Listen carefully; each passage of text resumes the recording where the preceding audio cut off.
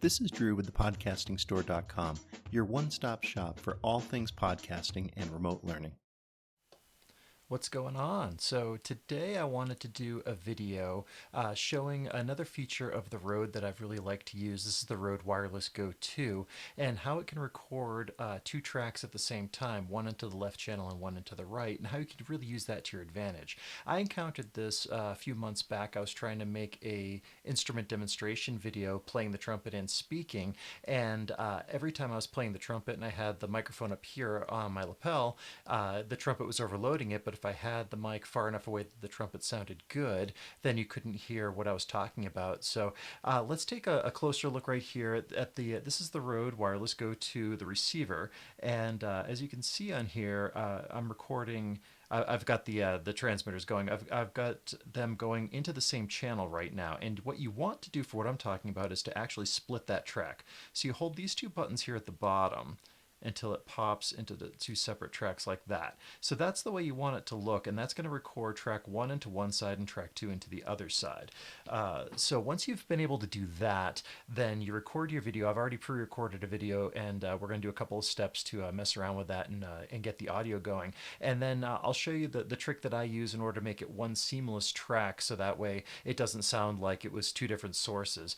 So the first thing we're going to do is come over here onto Shotcut, and then I'm going to open my file, and this is the one right here that I did outside, and you can hear and see what's going on with that.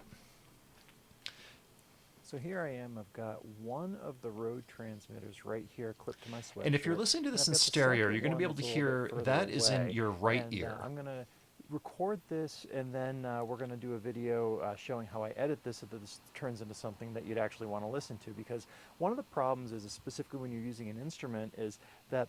So we'll stop right there, because the thing about that is I want to edit this in Audacity, and you can see right here, this is where I was playing on the trumpet, so you can see that's the speaking, that's the trumpet, and when I come to here, you can hear what it's going to sound like.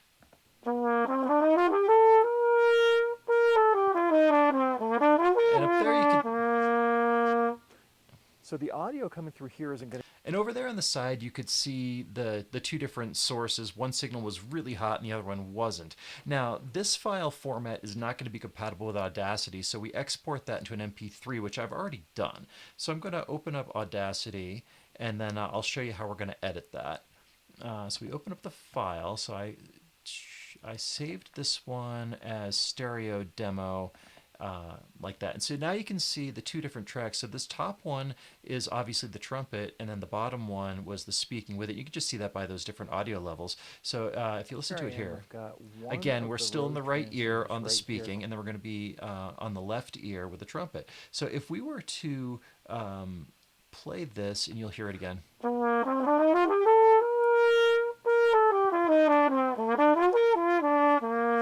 My trumpet playing notwithstanding, that's what that's going to sound like there. So if we were to, so what we're going to want to do is split this into two different tracks. We split stereo to mono. So now we've got two separate tracks that we can edit independently.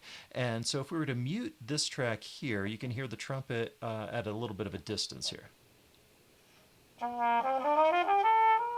which is a lot better. That's a lot closer to what we want, but if you listen here on the audio, you can barely hear me. I'm probably about 10 feet, 15 feet away on that one, as opposed to having the mic on my lapel. So what we're going to do is split the difference here. So the easiest thing to do would be right here. I'm going to kill out that sound there. And my favorite way to do that is to generate silence, rather than deleting, which is going to start squishing your tracks and all that kind of stuff. So we hit OK, and then bang. And then up here on the talking, I'm going to do the exact same thing. So basically I'm going to use one track just for the trumpet, and then the other one just for the speaking. And that works really well if you've got two different sources that you really need to combine into one, and you're going to be across the room. So check out this now, how much better this is going to be. So we'll start just right here.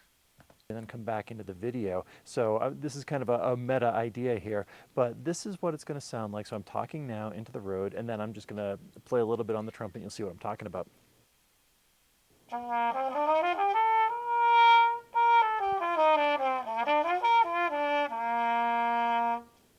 So the audio coming through here isn't going to be that great, but So then what I'm going to do with this is export as an MP3, then we'll go back into Shotcut and add that as the audio source for that video. Again, it's just a quick little demo video. There's really nothing to it.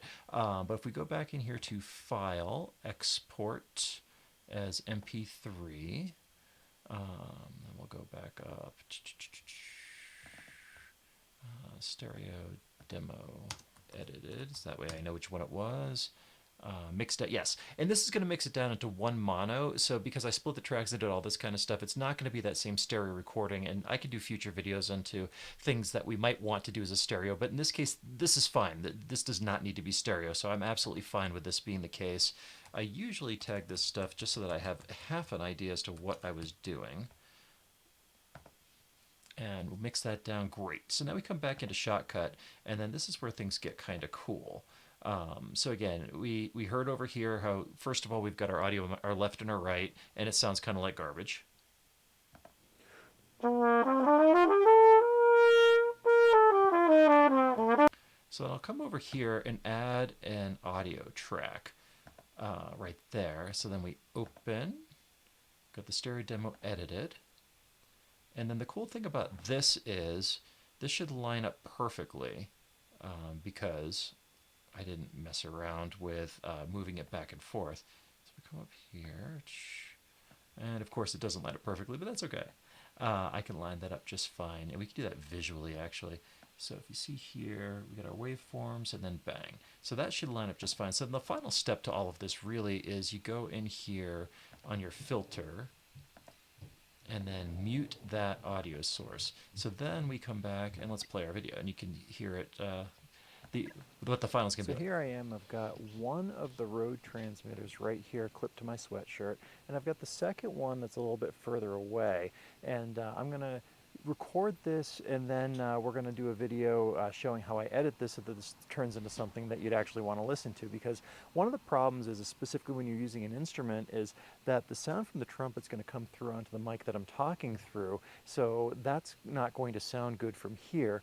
But the other transmitters are going to be too far away for the vocals. We're coming up to the part that's interesting for what we're talking about. Don't worry. And then come back into the video. So this is kind of a meta idea here, but this is what it's going to sound like. So I'm talking now into the Rode, and then I'm just going to play a little bit on the trumpet, and you'll see what I'm talking about.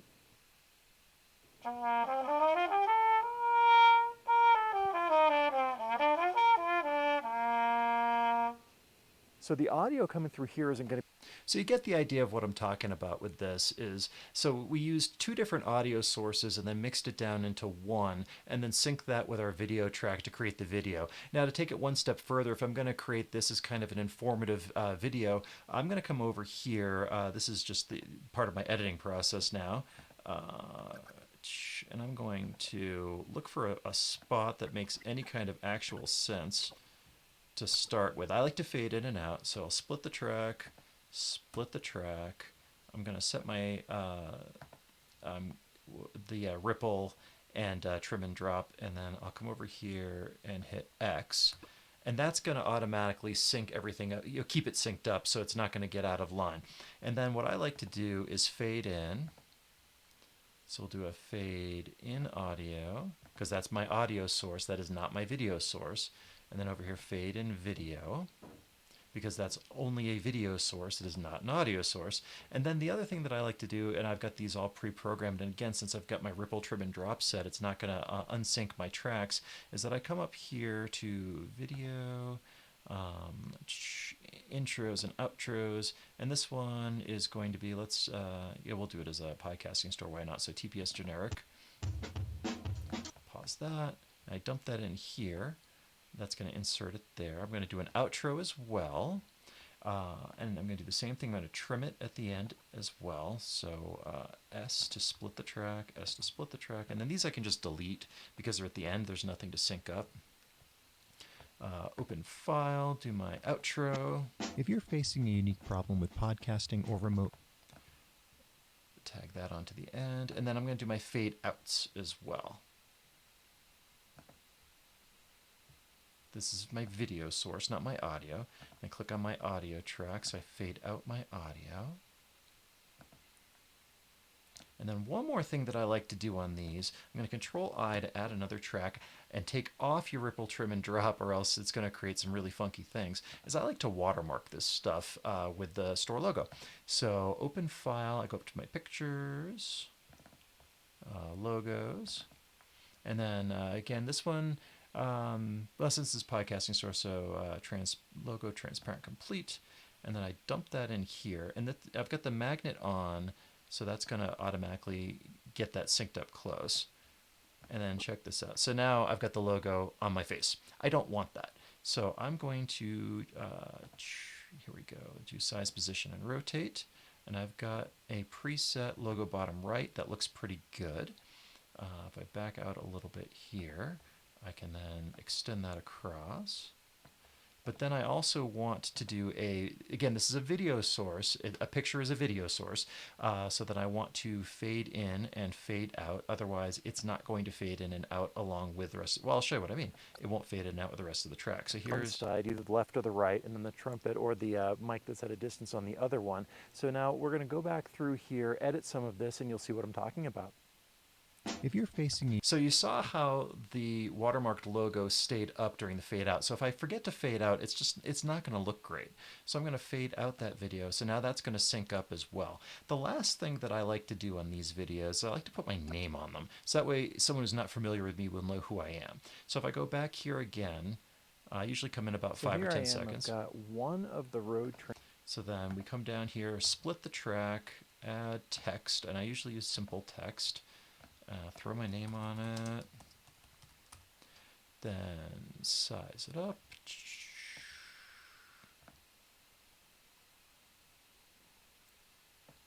and then go a few more seconds. transmitters right here, clipped to my sweatshirt, and I've got the second one that's a little bit further.